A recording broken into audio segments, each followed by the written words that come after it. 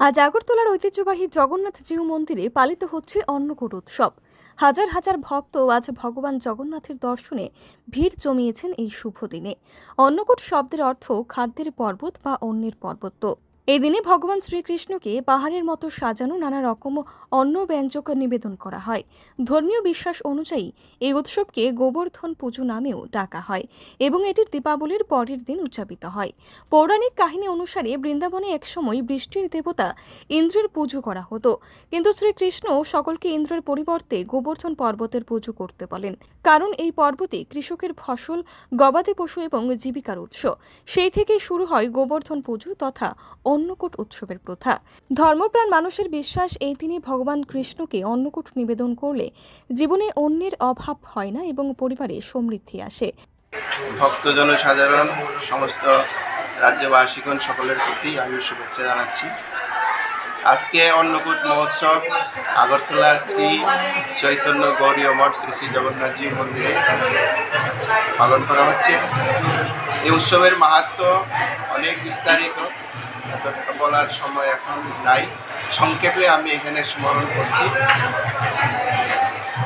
আপনারা সকলেই জানেন, বৃন্দাবনে গোবর্ধন পর্বত, সেইখানে এক সময় ব্রজবাসীদের এবং তাদের একটি মানে বিপর্যয় পরিস্থিতি এসেছিল। সেই পরিস্থিতিতে ভগবান শ্রীকৃষ্ণ গোবর্ধনকে ধারণ করে সকলকে রক্ষা করেছিলেন, আশ্রয় দিয়েছিলেন। সেই গোবর্ধনের মধ্যে গোপালের মন্দির আছে। সেই গোপালের যে সেবকরা ছিল, তারা কোনো এক সময় তারা অন্যত্র সবাই চলে গেছিলেন, বা যারা ছিল এরা হয়তো পরজগতে চলে গেছেন। সে অবস্থায় গোপাল অনেক দিন সেবা বন্ধ ছিল।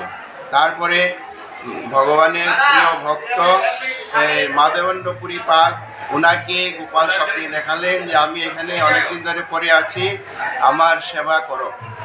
তখন সেই মাধবেন্দ্রপুরীপাদ ব্রজবাসীগণকে সঙ্গে নিয়ে সেই স্থান থেকে গোপালকে নিয়ে আসলেন। সেই গোপালের চন্দন পরিয়ে শীতল জল দিয়ে স্নান করানো হলো, আর পূজা অভিষেক ইত্যাদি হলো। তারপরে আবার গোপাল স্বপ্নে দেখালেন যে আমি বহুদিন ধরে ক্ষুধার্ত, আমাকে অনেক প্রকারের রান্না করে ব্যঞ্জনাদি দিয়ে আমাকে ভোগ লাগাও। তখন ব্রজবাসীগণ সকলেই এই গোপালের জন্য এই অন্নের পাহাড় বানিয়ে ভোগ লাগালেন। অনেক প্রকারের শত ব্যঞ্জন, শত শত রকমের সেই আইটেম দিয়ে গোপালের ভোগ লাগালেন। সেই ভোগটা হলো পাহাড়ের মতো, এর জন্য বলে অন্নকূট। কূট শব্দের অর্থ হলো পাহাড়। সেই অন্নের পাহাড় করে গোপালকে ভোগ লাগালেন। গোপাল সেই প্রসাদ পেয়ে আনন্দিত হয়ে প্রসন্ন হলেন, বললেন আমি আজকে খুব প্রসন্ন হলাম, আমার ক্ষুধা নিবৃত্ত হলো। এই জগৎবাসী যারা এই অন্নকূট উৎসবের প্রসাদ গ্রহণ করবে, তারা সকলেই সেই অন্নের অভাব আর হবে না, এরকম একটা মাহাত্ম্যে বলা আছে।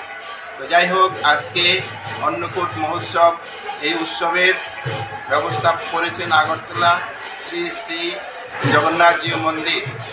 এখানে এখন অনেক ভক্ত জনসাধারণগণ এখানে সমাবেত হয়েছেন এবং উৎসবের বিভিন্ন কার্যক্রম চলছে।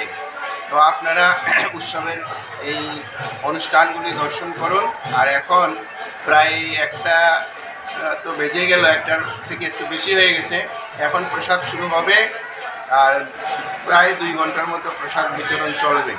সকলেই আপনারা মহাপ্রসাদ গ্রহণ করুন, গোবর্ধন পূজা অন্নকূট মহোৎসব দর্শন করুন, ভগবানের কৃপা লাভ করুন, ভালো থাকুন, সুখে থাকুন, আনন্দে থাকুন। জয় জগন্নাথ। হরে Krishna. Bureau report, PV North east.